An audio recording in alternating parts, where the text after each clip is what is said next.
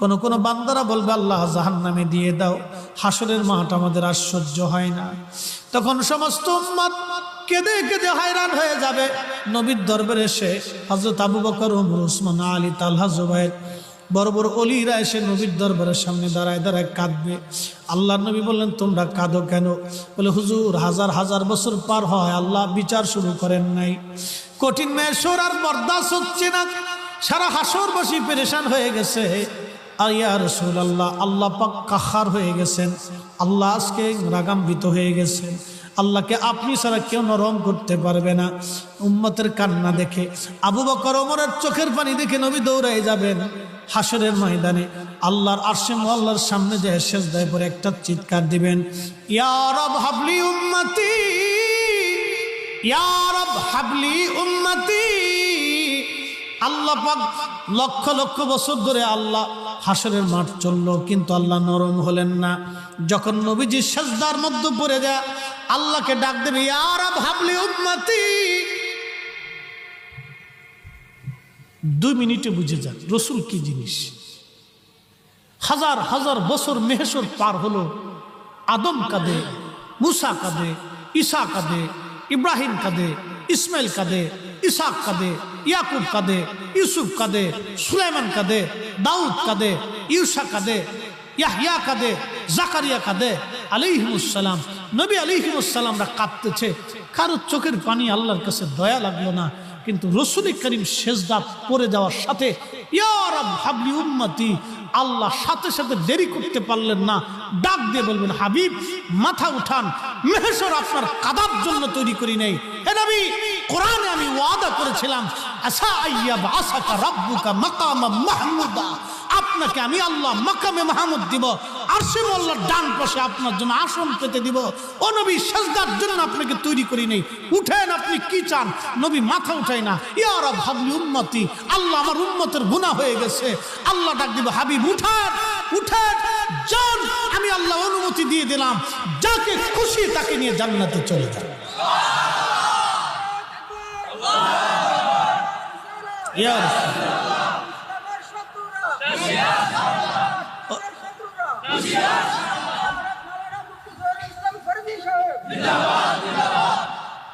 ছোট্ট করে রসুলের শান বুঝাই দিয়ে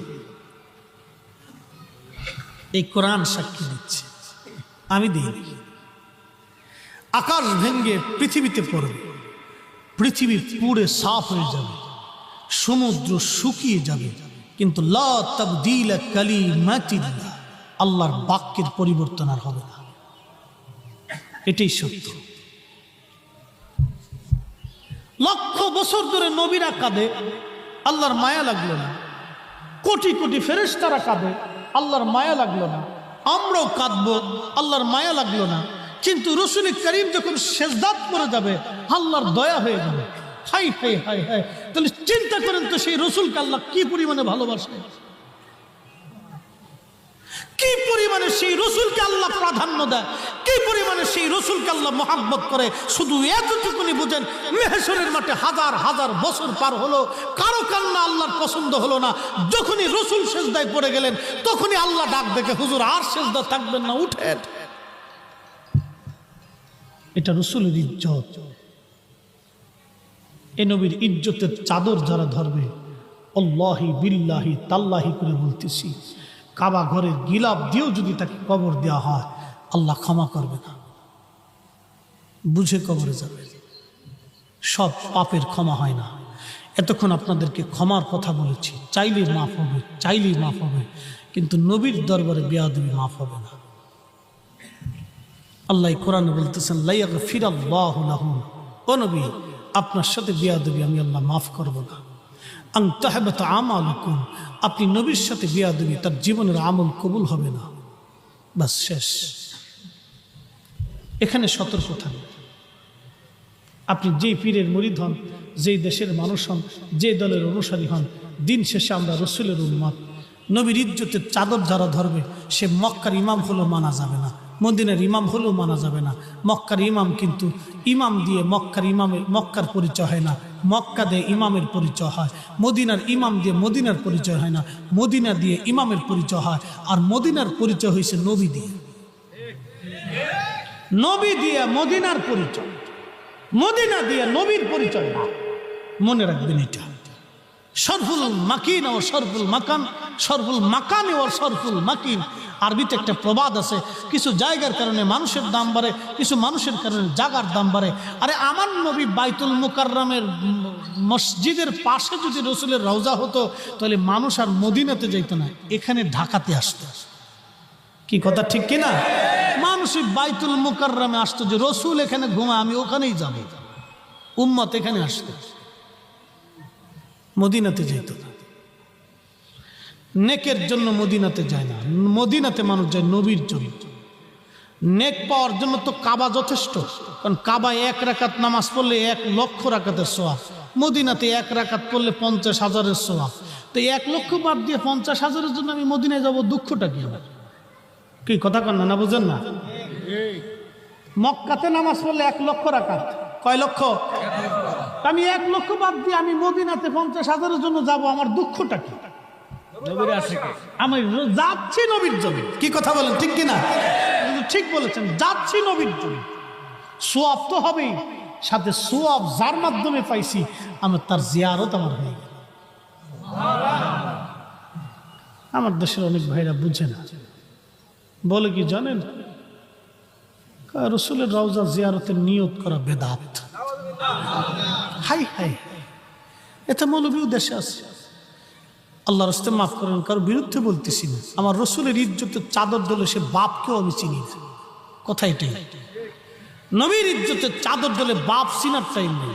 এই কোরআন সাক্ষী দিচ্ছে সূরা মুনাফিকে। আব্দুল্লাহ রাদিয়াল্লাহু আনহুর বাপের নাম ছিল আব্দুল্লাহ ইবনে উবাই। মুনাফিকের সর্দারের ছেলের নামও আব্দুল্লাহ ছিল। নিজের বাপের গলার উপর তলোয়ার ধরে বলেছিল, এই বাপ, তোর দেহ থেকে মাথা ফেলে দেব, বাপের পরিচয় হবে না।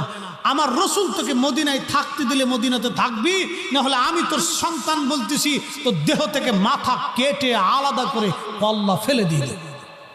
সুবহানাল্লাহ বলা যাবে? এটি ছিল সাহাবায়ে কিরামের কলিজায় রসুল মোহাব্বত। দুনিয়ার থেকে আমাদেরকে আল্লাহ তার রসুলের পায়রবি করে যাওয়াটাই হলো বুদ্ধিমানের কাজ। ও নবীর সুন্নতের প্রতি তাবেদারি করবেন। আপনাদেরকে ছোট্ট করে একটা অনুরোধ করবো, বাপ, দুনিয়াতে তো সবাই শান্তি খুঁজে, সবাই চান একটু শান্তি, একটু শান্তি, একটু শান্তি। শান্তি আসে নবীর সুন্নতের মধ্যে।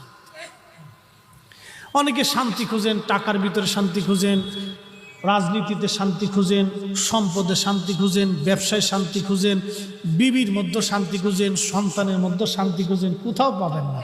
শান্তি এক জায়গায়, আল্লাহর জিকিরে, নবীর সুন্নতে। নবীর আদর্শ যদি বুকে নিতে পারেন, তাহলে এখানে শান্তি।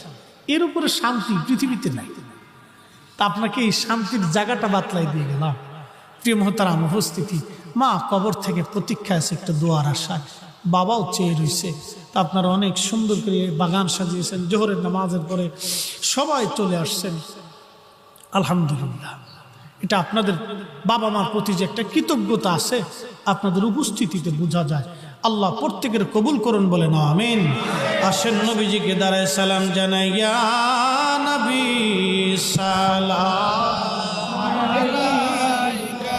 যেটা আপনি দেখতে পারেন না, কিন্তু আপনার শরীরে আছে। প্যারালাইসিস রোগীর কাছে যা জিজ্ঞেস করবেন, বাপ তুমি কেমন আছো, ও জবাব দিবে ভালো নাই। তার অর্থ হচ্ছে তার একটা পাশ পড়ে গেছে, ওখানে তার কোনো শক্তি নেই, বোধ নাই। যিনি শক্তি দেন তিনি আল্লাহ, যিনি নিয়ে যান তিনিও আল্লাহ। মোহতারাম উপস্থিতি, যে রব্বে করিম এত বছর ধরে আপনাকে শক্তি দিলেন, কোনোদিন আল্লাহ বিল চান না। একটা মাত্র জিহ্বা আল্লাহ আপনাকে প্রদান করেছে। হরেক রকমের খাদ্য আপনি খান। লেবু দিলে বলে দেয় লেবু, কমলা দিলে বলে দেয় কমলা, ভাত দিলে বলে দেয় ভাত। হরেক রকমের খাবার একটা জিহ্বা দিয়ে আল্লাহ আপনাকে আস্বাদন করিয়েছেন। পৃথিবীর সমস্ত জ্ঞান আর বিজ্ঞান যদি একত্রিত, আল্লাহর দেওয়া একটা জিহ্বার মতো জিহ্বা তৈরি করে দিবে, সৃষ্টির কোনো বিজ্ঞান আর জ্ঞানের পক্ষে সম্ভব হবে। এত বছর ধরে আল্লাহ আপনাকে একটা জিহ্বা দিয়ে এত খাবারের স্বাদ আস্বাদন করালেন, আল্লাহ বলেন এই বিল প্রদান করে দাও। আমাদেরকে আল্লাহর কৃতজ্ঞ হতে হবে। আল্লাহ রাব্বুল আলামিন আপনাকে একটা মেধা প্রদান করেছে, যেটা গরু, ছাগল, পক্ষীকুল, অন্য কোনো প্রাণীকে আল্লাহ দেন। 60 বছর দিয়ে আপনি এই মেধা দিয়ে পৃথিবীতে চলতেছেন, বিবি চালাচ্ছেন, সন্তান চালাচ্ছেন, সংসার চালাচ্ছেন, সমাজ চালাচ্ছেন, দুনিয়াতে চলতেছেন। আর যদি আল্লাহ আপনার মস্তিষ্ক বিকৃত করে দিতেন, তাহলে দেখতেন আপনি ওই প্রচণ্ড শীতের ভিতরে শহরের কোনো অলির আর গলিতে, রাস্তার ধারে আর জঙ্গলে আপনি যে কোনো জায়গায় রাত্রিবেলা শুয়ে দিয়েছেন। সেদিন ঢাকাতে আমার বসুন্ধরার পাশে ড্রেনের ভিতরে দেখি এক পাগল ড্রেনের পানি দিয়ে খাচ্ছে, হাত মুখ ধুচ্ছে, মুখে মাখতেছে। আমি আফসোস করে বললাম, হে রব, তুমি পাগলটাকে মস্তিষ্ক বিকৃত করে দিচ্ছ। ও কোথায় ড্রেনের পানি আর কোথায় ভালো পানি পার্থক্য করার মতো জ্ঞান নাই। ওই পানি খাচ্ছে, এই পানি মুখে মাখতেছে। হায় আফসোস উম্মতের জন্য। এই উম্মতকে আল্লাহ পাক জ্ঞান দিলেন, এই উম্মতকে আল্লাহ পাক স্মৃতিশক্তি দিলেন, এই উম্মতকে আল্লাহ বিবেক প্রদান করলেন। একটা দিনের জন্য আল্লাহ বিল চাইছে। আল্লাহ একটা জিনিস চাইছে,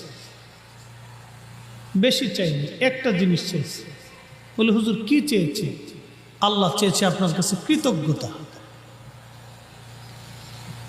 লাইন শাকারতুম লাযীদান্না, এ কোরআন বলতেছে। আল্লাহ তার পবিত্র কালামে বলতেছেন, লাইন শাকারতুম লাযীদান্নাকুম। আপনি যে পীরের মুরিদ হন, যে বংশের সন্তান হন, যে দেশের মানুষ হন, যে রাজনীতির ব্যক্তিত্ব হন, আপনি দিন শেষে আল্লাহর দাস। কথা ঠিক কিনা? দিন শেষে কার দাস? দিন শেষে আমরা আল্লাহর বান্দা, এটাই সত্য। আপনি যেই পীরের মুরিদ হন, যেই বংশের সন্তান হন, যেই এলাকার মানুষ হন, দিন শেষে আমরা আল্লাহর দাস, নবীর উম্মত। মোহতারাম উপস্থিতি, আল্লাহ আপনার আমার কাছে বেশি কিছু চান না, একটা জিনিস চাইছে, লাইন শাকারতুম লাযীদান্নাকুম। আমার শুকর করবে, আমার প্রতি তুমি কৃতজ্ঞ হবে। কৃতজ্ঞ, এই কৃতজ্ঞ শব্দটার অর্থ অনেক বিরাট। আমি যদি এর ব্যাখ্যা করতে যাই তো অন্তত কয়েক হাজার বছরের প্রয়োজন হবে, কয়েক হাজার বছরের প্রয়োজন হবে শুধু কৃতজ্ঞতা এর ব্যাখ্যা করতে গেলে। আমি আপনাকে সামান্য অর্থে কৃতজ্ঞতা বুঝাবো একটা কুকুর থেকে। একটা কুকুর থেকে আপনাকে কৃতজ্ঞতা বুঝাবো। আমরা কৃতজ্ঞ বান্দা হতে পারছি কিনা আমার বয়ানের পরে আপনি বাড়ি যে হিসাব কষে নিন। কৃতজ্ঞতা। আচ্ছা, আপনাকে একটা প্রশ্ন করি। আপনি একজন পিতা, 40টা বছর, এই পিতাটা কত বছর বয়স হবে দাদু? 60 বছর। উনি 30 বছর ওনার সন্তানের পিছনে সময় দিচ্ছেন। মিনিমাম 30টা বছর ওনার জীবনে চলে গেছে। ওনার মতো মুরব্বী যারা আছেন তাদের জীবনের 30টা বছর সন্তানের পিছনে পরিশ্রম করতে করতে করতে করতে আজকে বৃদ্ধ হয়েছে, রক্ত পানি হয়েছে। জীবনের 30 বছর অনেক সূর্যের আলো, গ্রীষ্মের তাপ, শীতের ঠান্ডা আর পরিশ্রম আর কষ্ট ওনাকে বরণ করতে হয়েছে। একটা উদ্দেশ্য, আমার সন্তানের ভবিষ্যৎ। আচ্ছা, আপনাদেরকে বলি, এই সন্তান এখন দুনিয়া পাওয়ার পরে, এই সন্তান এখন দুনিয়ার চাকচিক্য দেখে, এই সন্তান এখন দুনিয়ার মোহে পড়ে যদি বৃদ্ধ বাবাকে ধাক্কা দেয়, শুধু এতটুকুনি বুঝে যায় কৃতজ্ঞতা। আল্লাহ আপনার আমার কাছে বেশি কিছু চাই নাই, কৃতজ্ঞতা চাইছে। বান্দা তুমি কৃতজ্ঞ হবে, আমরা শুধু মনে করি খালি আলহামদুলিল্লাহ বললেই মানে শুকর আদায় হয় না। কৃতজ্ঞতা আপনাকে হাতে কলমে আদায় করে দিতে হবে, এটার নাম কৃতজ্ঞতা। আমি বলতেছি প্রিয় মুহতারাম উপস্থিতি, আল্লাহর এই পৃথিবী যা কিছু দেখেন না কেন আমার আল্লাহ সবকিছু মানব জাতির জন্য আল্লাহ সাজাইলেন। আকাশের সূর্যটা আমার আল্লাহ আলোর ব্যবস্থা করে দিলেন। এখনো সূর্যের আলো আমাদের মাথার উপরে আছে। এই সূর্যের আলোটা পৃথিবীতে আসে 13 লক্ষ পৃথিবী এক জায়গা করলে যত বড় হবে, একটা সূর্য হলো তত বড়। 13 লক্ষ পৃথিবী এক জায়গা করলে যত বড় হবে, একটা সূর্য হলো বাবা তত বড়। আসে যারা মুরব্বিন একরাম আছেন, আমরা মোহতারাম অতিথিবৃন্দ যারা আছেন তারা আমাদের স্টেজে এসে বসে পড়বেন ইনশাআল্লাহ। আর যারা মুরব্বী আছেন তারা নির্দিষ্ট জায়গাতে বসে পড়েন। দূরে যারা আছেন বাড়িতে থাকার আর প্রয়োজন নেই, চলে আসেন। জীবনের বহু ব্যস্ততা, যাদের স্মরণে আজকে বসে গেছেন তাদের আর কোনো ব্যস্ততা নাই, বা এরা কবরে ব্যস্তহীন হয়ে বসছে। আজ দম ফুরানোর পরে সমস্ত ব্যস্ততাই শেষ হয়ে যাবে, কিচ্ছু কোনো ব্যস্ততা থাকবে না। বন্ধু, আপনি যেই রিজিকের পিছনে দৌড়ান, এই রিজিক আপনার হাতে না, ওটা আল্লাহর হাতে। আপনি যে সন্তানের পিছনে দৌড়াচ্ছেন, এই সন্তান আপনার জন্য না। এই সন্তানের রিজিক আপনি বরাদ্দ করেন না, ওটা আল্লাহর আসমান থেকে বরাদ্দ হয়। আপনি পৃথিবীতে বেঁচে থাকলে সন্তান ভালো খাবে, আর মরে গেলে সন্তান খারাপ খাবে, বিষয়টা এরকম না। বহু বাবা মরে যাওয়ার পরে সন্তানকে আল্লাহ কোটি কোটি টাকার মালিক বানায় দেয়। সন্তান আফসোস করে, আহা আব্বা যদি বেঁচে থাকতো তাহলে বাবার জন্য আজকে 1 লক্ষ টাকা দিয়ে একটা খাট বানাই দিতাম। বহু সন্তানের বাবা পৃথিবীতে বেঁচে থাকে, দিন তো ডাল ভাত খেয়ে দিনহীনভাবে চলে। ও রিজিক আপনার হাতে না, ওটা আল্লাহর আসমানে বরাদ্দ হয়। অতএব এই চিন্তা না করে ভিতরে এসে বসে পড়ে কথাগুলি শুনে যান। আমরা কৃতজ্ঞ বান্দা হতে হবে আমাদেরকে। এই যে আসমানের সূর্যটা 13 লক্ষ পৃথিবী এক জায়গা করলে যত বড় হবে, একটা সূর্য হলো তত বড়। এই সূর্যের ভিতরে শুধু আগুন আর আগুন, আগুন আর আগুন। এই আগুনটাকে জ্বালিয়ে রাখার জন্য আল্লাহ প্রত্যেক দিন crore crore crore crore trillion trillion ton gas আল্লাহ ব্যবহার করে। সৃষ্টির সূচনা লগ্ন থেকে সূর্যের সৃষ্টি হলো অদ্যাবধি পর্যন্ত আল্লাহ সূর্যটাকে জ্বালায় রাখছেন শুধু মানব জাতির আলো দেওয়ার জন্য। হয় নাই আরো জোর। কিন্তু আমরা আল্লাহকে সেজদা দিতে ব্যর্থ হয়ে যাই।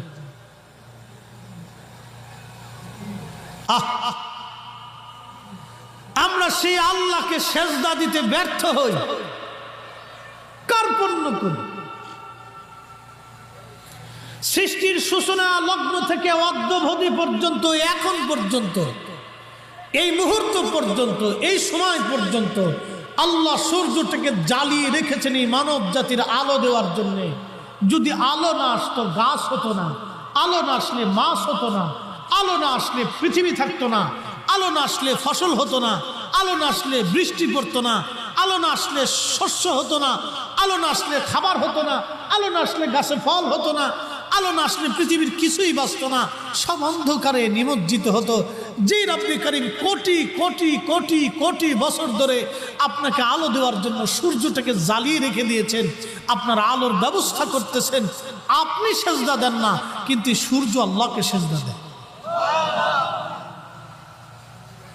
এখান থেকে বুঝে কৃতজ্ঞ হয়ে যাওয়াটা জরুরি কাজ, বুঝে যেতে হবে। আল্লাহ কোরআন শরীফ ওয়াজ করে,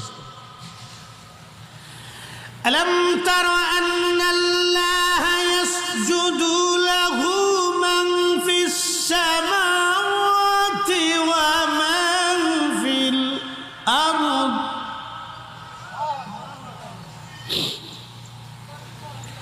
والشمس والقمر والنجوم والجبال والشجر والدواب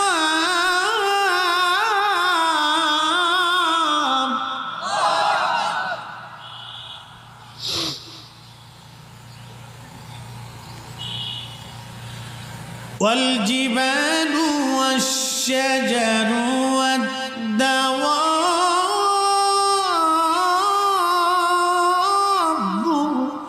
وكثير من الناس.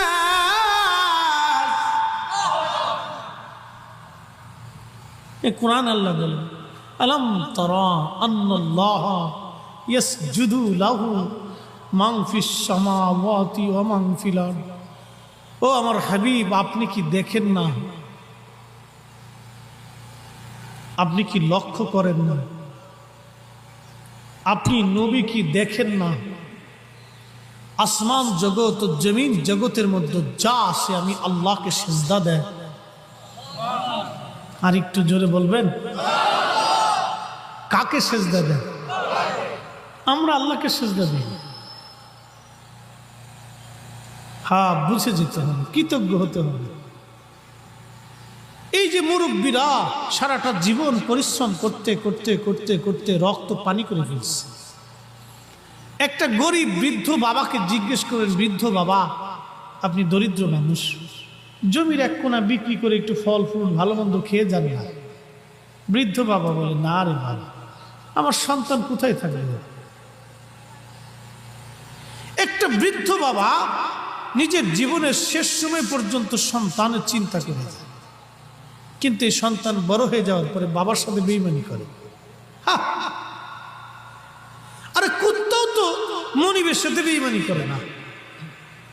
একটা বিড়াল, আপনি বিড়ালকে খাওয়াবেন, পুষবেন, এই শীতের ভিতরে আপনি ঘুমানোর পরে দেখবেন আপনার কোলের ভিতরে বিড়াল এসে ঘুমাই রয়েছে.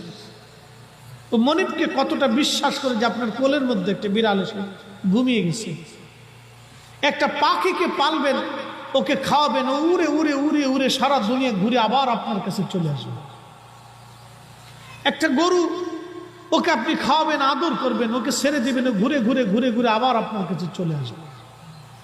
একটা পশু, আল্লাহর দেওয়া একটা সৃষ্টি পশু, যার কোনো আকল জ্ঞান নাই, বিবেক নাই, ইনসাফ নাই, শরীয়ত নাই, কিচ্ছু নাই, সে আপনার সাথে বেঈমানি করে না.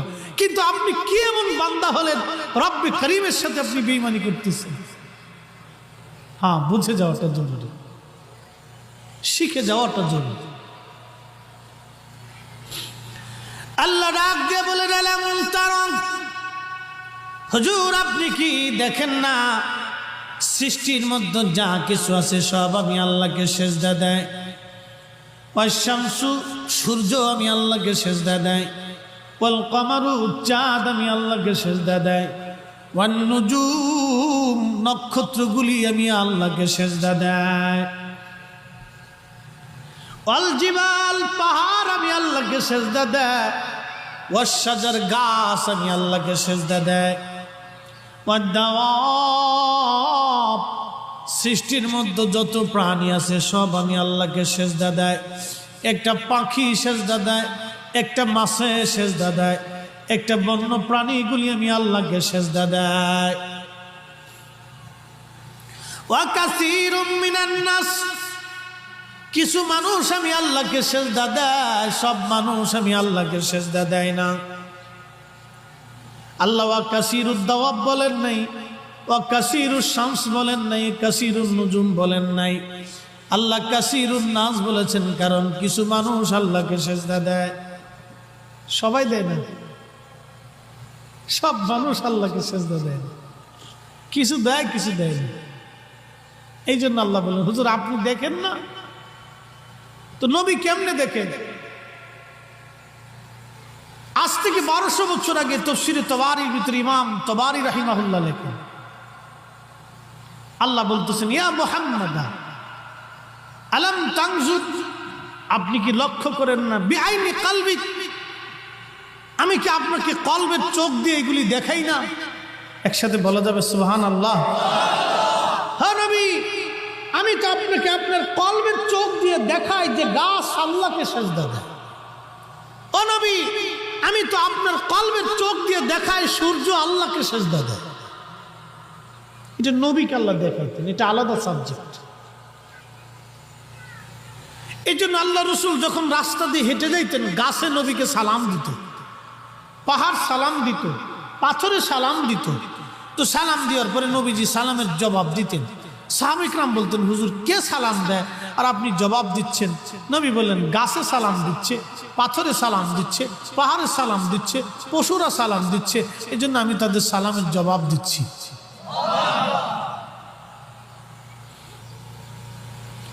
কুল্লু নাফসিন দাইকাতুল মাউত, কুল্লু নফস, কুল্লু নফস, কুল্লু নফস। আপনার বাড়ির বিড়ালেরকেও মরণের স্বাদ নিতে হবে।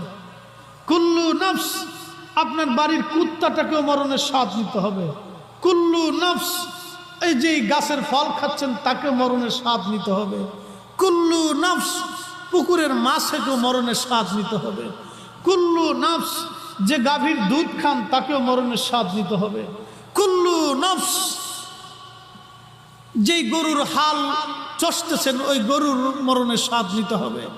কুল্লু নফস, আপনি যে বাড়িতে আছেন এ বাড়ির সবাইকে মরণের স্বাদ নিতে হবে। পালানোর কোনো রাস্তা নাই।